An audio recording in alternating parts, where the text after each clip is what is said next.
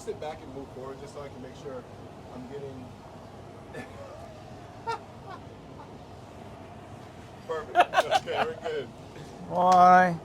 YMCA. YMCA. Edit this, mate, so stop it. Oh, all right. Are we starting or what? We are now. Come on, man. I've got to have my dinner. In 3, 2, 1.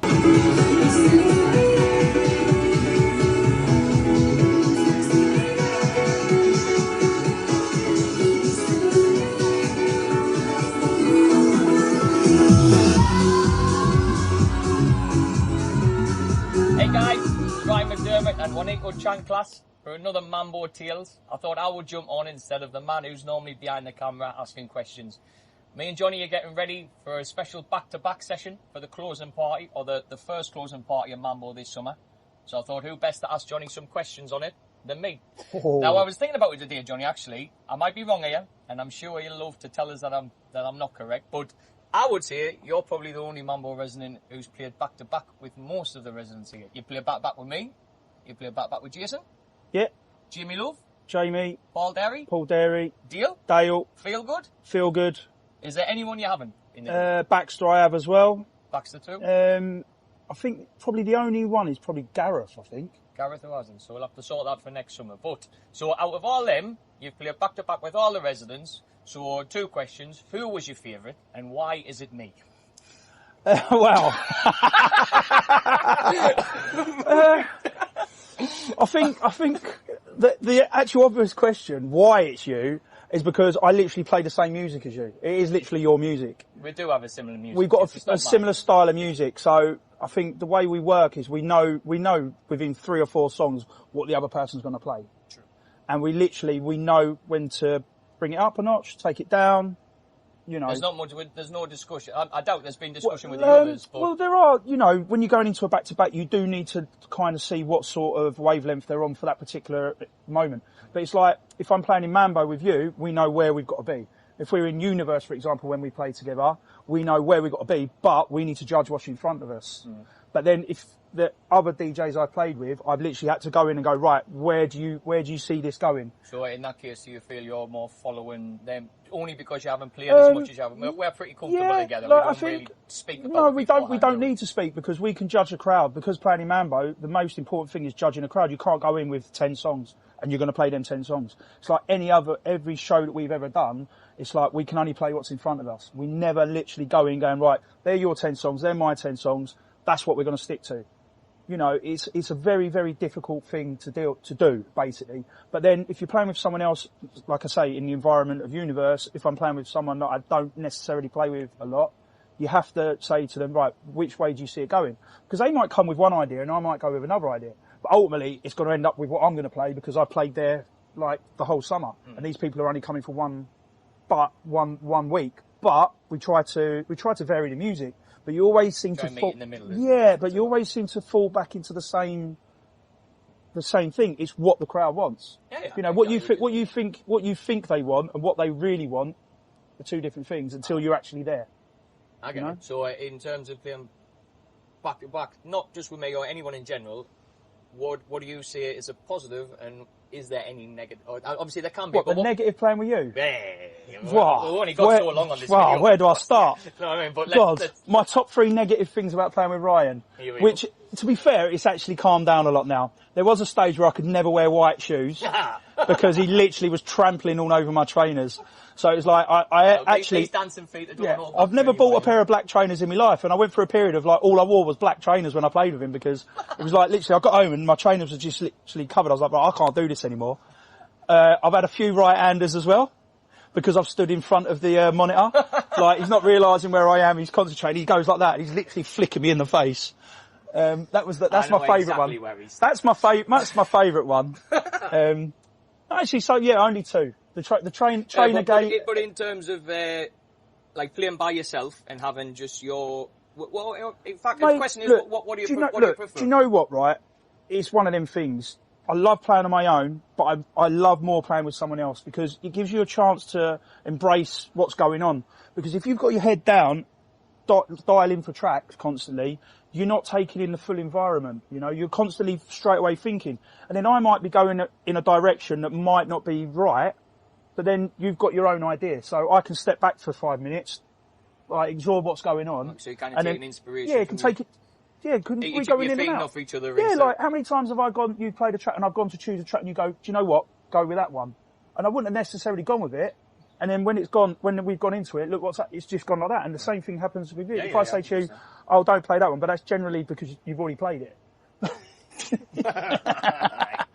Got ya. Yeah. No, but like I prefer playing with someone because I like to take in the whole moment. Yeah. Whereas if you're on your own, you're very focused and very concentrated on what's actually going on in that moment. If that makes sense. And like your head's down, you're not really like interacting with the crowd. Yeah. So that's why I enjoy playing back to back more. That's a good thing. We're back to back, and I'm looking forward to ours tomorrow. So we are doing, like I said, the first one after Ben and Laura tomorrow night. We're playing 2 hours tomorrow. 10 till 12, yeah. 10 till 12 tomorrow, and we also, as you'll have heard on other videos, we've got do the Butlins tours. Yeah. You can big up the Butlins on here. When are they? The next one is January in Bognor. So that'll be me, you, and Jason By. Then we've got 2 in March, which again is me, you, Jason By, and then the other one is just me and you. But like obviously the ones in Bognor, we do like a smaller room. Well, we say a smaller room, it's still 1,000 people. But then the smallest room, yeah, on the site. Then Minehead now we're taking over the main stage on a Sunday, which is like a closing party, which is about 2,500 people. But we basically go in as the residents, so we get like big headline guests. And then in Skegness, it's me, you and Jason for the whole weekend. Like doing the pavilion, which is massive. If you've been to Butlins, you'll know what the pavilion is. It's like a circus tent, basically. And then, it's like, that's it. That's the winter sewn up. And then we have a few Mambo tours to come about. But one final thing as well, it'd be unfair to say you're certainly not new to the Mambo family by any means, but when did you start doing the daytime session? Has it been 2 years or 3 years now? No, 3 years ago I started doing covers. Yes. And then last year I started doing 1 day a week, and then this year I'm doing 1-2 days a week. Sure. Basically what I do is I'm not actually put in as the resident per se. I literally cover all the shifts. Okay. So I'm like the spare, as they say. You're on the bench. I'm on the bench. I'm like if they need a goal, they bring him off the bench. If they need to win, if they need consistency and they need to win something, I'm like the Peter Crouch of DJs, I suppose. Like a super sub or something.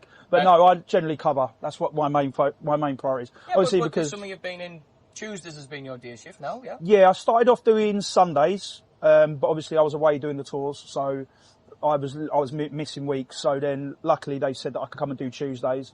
So I started doing Tuesdays, which was a regular thing.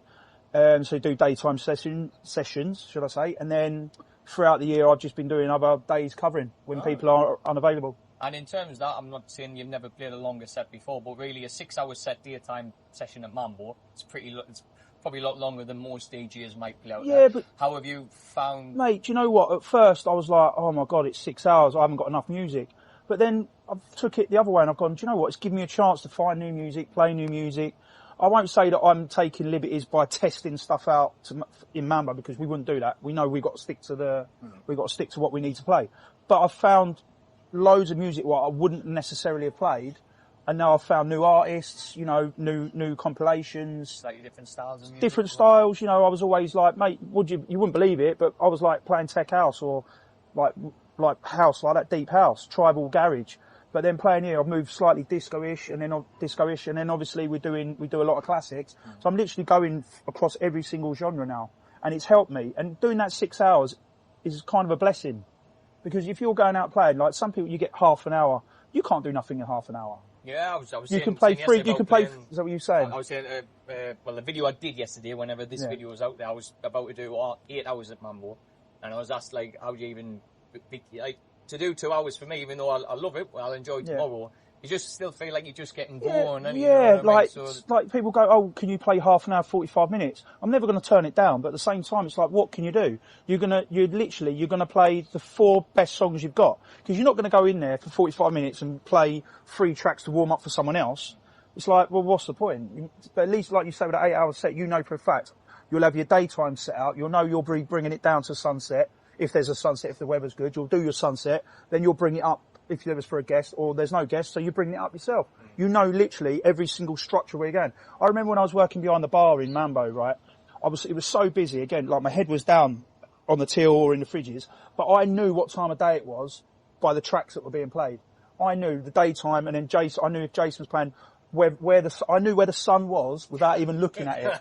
Does that make sense? It's like I knew where it was without even looking up. You should try a sunset then, because that would be pretty I think this long-running relationship.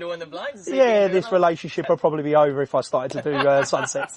But no, it's like it is as simple as that. You could literally close your eyes or not even look, and you would know in Mambo what time of day it was, purely for what music or what style of music or what BPM of music was being played.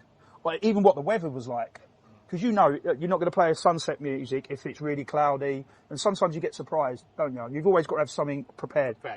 But you literally can tell what's going on without even looking out the doors.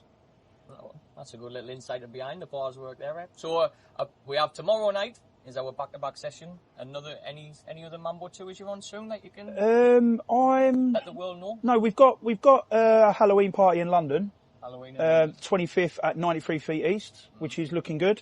And then obviously you're in New Year, you're in Glasgow. For New Year's, social, that's we're going to announce another party within the next couple of weeks, possibly in London for New Year. That's still a bit on the down low. And then after that we go into Bognor, and then we're back again, aren't we? And then before we know it, it's going to be 2026 summer all over again. So there you go then. So we just got to sort out Johnny and Gareth back to back, and he's ticked off everyone on the list. Well, it's funny that, because he's playing after us. Do you want to take a... Like I said, we'll see if we can... Well, yeah, man, so thank you to Johnny. Can we get a sub? Sorry, we just got asked behind the camera that when me and Johnny have been playing back-to-back, there's obviously a lot of time... We've played that many times now. Yeah. Now, to a degree, where there's our tunes which we can laugh about. They're always our, like, go-to tracks that definitely getting played in the set. But, of course, we're both finding new music all the time. But, like Johnny was saying earlier, sometimes... about taking a step back. There's been times which that's why he's the perfect back-to-back partner for me at the moment. I'm not sure after this interview the way he's been talking about, but there's been times where maybe I've seen Gareth or heard saw the direction of maybe 4 tracks, and we have no problem which one of us says it. But if I say, Johnny, I'm just going to play the next 4 tracks because I can see this happening. Yeah, we have no problem to go. Do you think? Yeah, but that's the thing. Which in most back-to-backs, because an hour, you get 2 hours, you're not really going to get that with. No. Especially if you're playing with a DJ you don't know, because that's not necessarily how it works in that scenario. Yeah, no, we've literally we've said it from the beginning. We literally said, didn't we? Look, if you see a moment where you can go off and you know the next 2-3 tracks that's going to work, we just take a step back. There's never any issue with like you playing 4 tracks, me playing 2 tracks. But even sometimes we've played and I've gone, do you know what? Maybe what I'm playing is not really working. Why don't you carry on for the next 4 or 5 tracks? Yeah. And then I'll see where you're going. I'll get myself, all right, okay, think about what tracks I can go in with, and then I'll come back in. It's not necessarily set to 2 tracks per person. Yeah. Because some people get very territorial with that. Yeah, that's what I'm saying. It's that's the good thing, that our relationship. Obviously, we're friends anyway, but we have that much of a good DJ relationship where it's just the main thing to care about is the people on the dance floor. Mate, that's the thing. The most important thing is everyone out the front is having a good time. We're not there to play for ourselves. You know what I mean?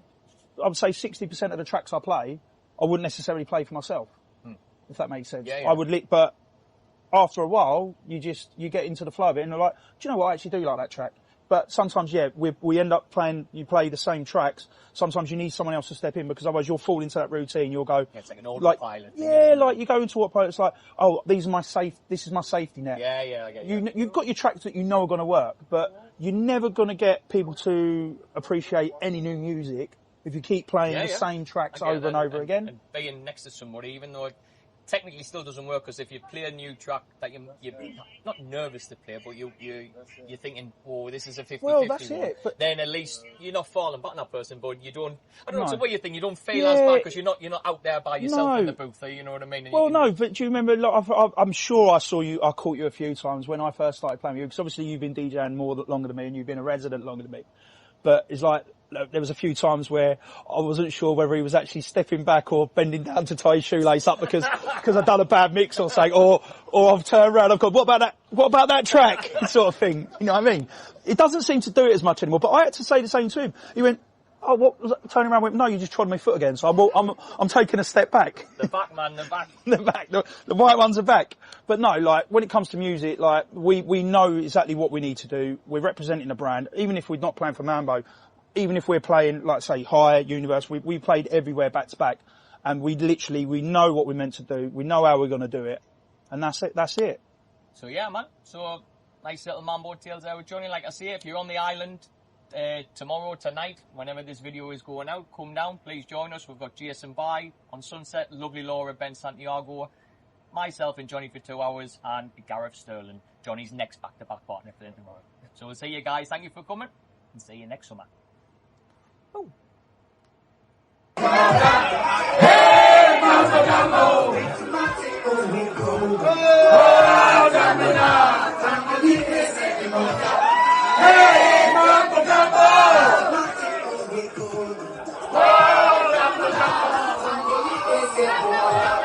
Hey, Mambo Jambo!